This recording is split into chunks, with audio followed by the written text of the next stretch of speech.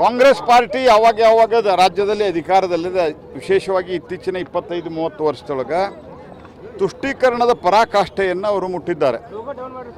ನಾನು ಭಾಳ ಸರ್ತಿ ಇದನ್ನು ಹೇಳಿದ್ದೀನಿ.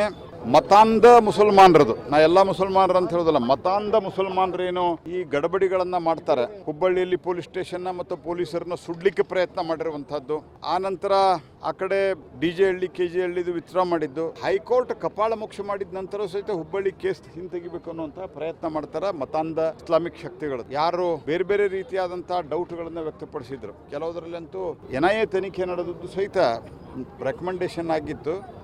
ಅದು ಏನಕ್ಕೇನು ಕಾರಣದಿಂದ ಸ್ಟೇಟ್ ಪೊಲೀಸ್ ಕಡೆ ಉಳಿದು ಈ ರೀತಿಯಾದಂಥ ಒಂದು ಕೃತ್ಯವನ್ನು ಏನು ಮಾಡ್ತಾ ಇದ್ದಾರೆ. ಇದರ ಪರಿಣಾಮವಾಗಿ ಇವರಿಗೆ, ಸಮಾಜದ್ರೋಹಿಗಳಿಗೆ, ಯಾರು ಸಮಾಜದಲ್ಲಿ ದೇಶದಲ್ಲಿ ಈ ಒಂದು ಸೌಹಾರ್ದತೆಯನ್ನು ಕೆಡಿಸಿ ದೇಶದಲ್ಲಿ ಒಂದು ರೀತಿಯಾದಂಥ ಮತೀಯ ಭಾವನೆಯನ್ನು ಕೆರಳಿಸ್ಲಿಕ್ಕೆ ಹೊಂಟಾರಲ್ಲ, ಅವರಿಗೆ ಕಾಂಗ್ರೆಸ್ಸಿನ ಪ್ರೋತ್ಸಾಹದ, ಕಾಂಗ್ರೆಸ್ ಸರ್ಕಾರದ ಕುಮ್ಮಕ್ಕಿದೆ. ಹಾಗಾಗಿ ಈ ಘಟನೆಗಳು ನಡೀತಾವೆ.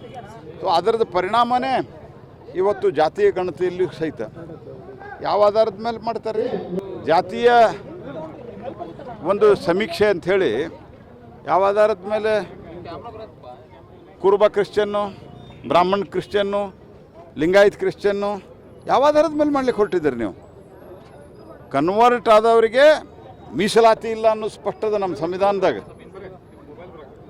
ಹಿಂದೂ ಸಮಾಜದಲ್ಲಿ ಅಥವಾ ಹಿಂದೂ ವ್ಯವಸ್ಥೆಯಲ್ಲಿ ಒಂದು ಕೆಟ್ಟ ಸಂಗತಿ ಮಧ್ಯೆ ಯಾವಾಗೋ ತೂರ್ಕೊಂಡು ಬಂತು, ಅದಂದರೆ ಅಸ್ಪೃಶ್ಯತೆ. ಈ ಅಸ್ಪೃಶ್ಯತೆ ಒರಿಜಿನಲಿ ಹಿಂದೂ ಸಾಂಸ್ಕೃತಿಕ ವ್ಯವಸ್ಥೆಯಲ್ಲಿರ್ಬೋದು, ಹಿಂದೂ ಧರ್ಮದಲ್ಲಿರ್ಬೋದು ಎಂದೂ ಇರಲಿಲ್ಲ.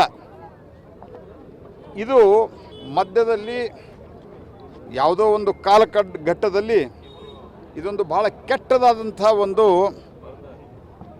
ಯಾರೋ ಶುರು ಮಾಡಿದಂಥದ್ದು.